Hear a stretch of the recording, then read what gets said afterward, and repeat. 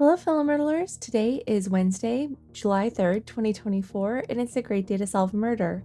Today we have the mystery of the unfortunate demise of the CAA agent, and we have three 3x3 grids with suspects' locations and weapons.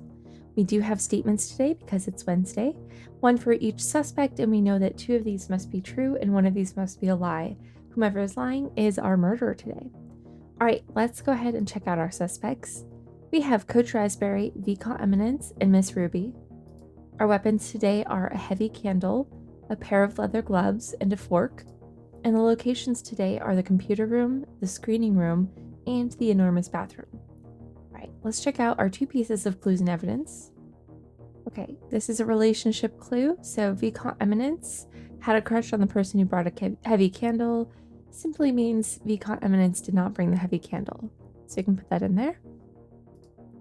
Traces of a weapon made of metal were found in the screening room. Okay, so let's look at the composition here. Okay, so it's going to be the fork in the screening room. All right, so that's it. Not a lot to go off of, so I'll have to do the rest with our statements. Okay, so what I like to do here is I like to go line by line, look at each of the statements, see if any of them must be true or must be false based on either what we've already found or their relationship to one another. If we don't find anything there, I then go line by line, assuming each is the lie and seeing if I can compel the other two statements to be true. So let's start with Coach Raspberry here saying they brought a fork. That seems like it could be true. Vicomte Eminence is saying Miss Ruby brought a pair of leather gloves. That could also be true.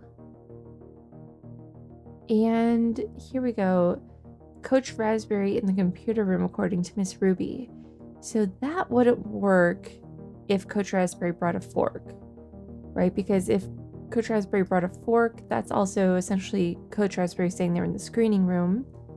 And Miss Ruby saying Coach Raspberry was in the computer room.